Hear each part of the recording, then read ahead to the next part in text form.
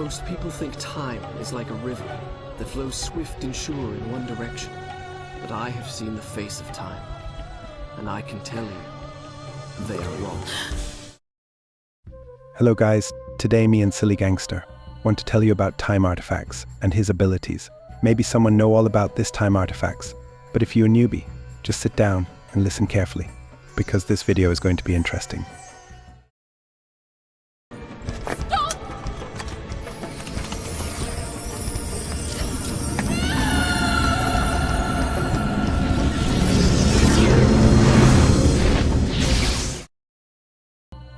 The Hourglass acts as a containment device for the sands. The Hourglass can be used in conjunction with the Dagger of Time, which aids in the release and recapture of the sands. In appearance, it is similar to that of a standard hourglass, only of a more grand design. At some unspecified point in time, the Maharaja of India traveled to the island of Time with an entourage of men. On the island, he found the hourglass and the 3 artifacts that accompanied it. Returning to India, he placed the Hourglass and Dagger of Time inside his treasure vault. The medallion was given to his daughter. The staff fell into the possession of his vizier.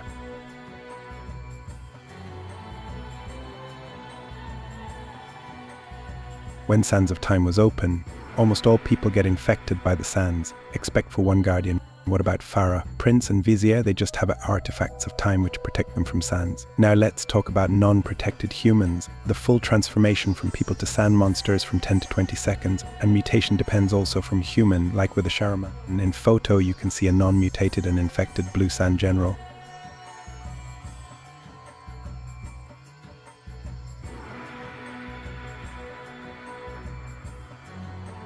Used by the Vizier, who appeared adept in the ability to control the Sands of Time with spells. The Staff of Time can amplify the powers of the Sands of Time, using it to create small storms to disable or disorient his opponents.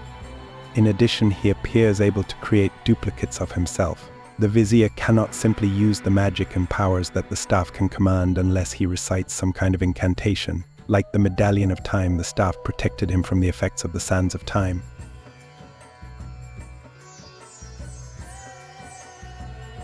The Staff of Time protected the Vizier by the Sands of Time. When the prince released them, the Vizier seemed able to control the Sands of Time and the sand creatures it created. The sand vultures brought the Hourglass of Time to top of the Tower of Dawn, and in a vision, the prince witnesses a red and blue sand guard standing on either side him. When the prince triggered the Grand Rewind and infiltrated the Maharaja's palace to warn Farah of, the Vizier uses the staff as a weapon, attempting to kill the prince with it.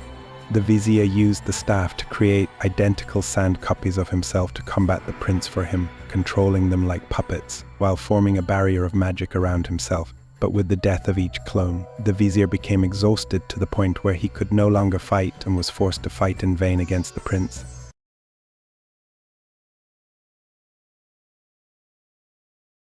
The Dagger of Time. The Dagger of Time, like all other artifacts, originated in the Island of Time. The creator is unknown, but many speculate it's Kailina.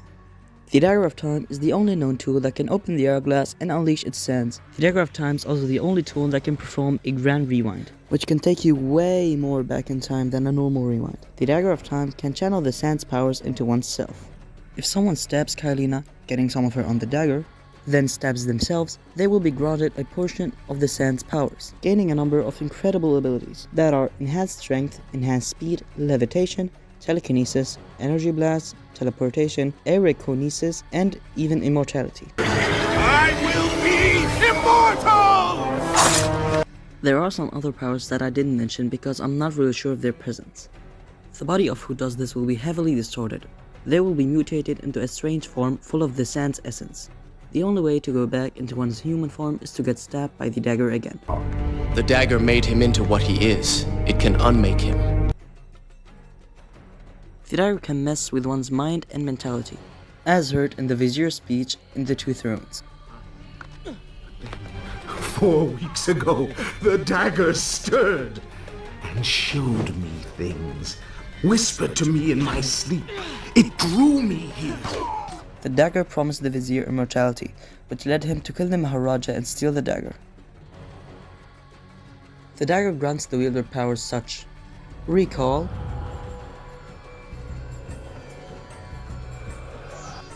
Eye of the Storm,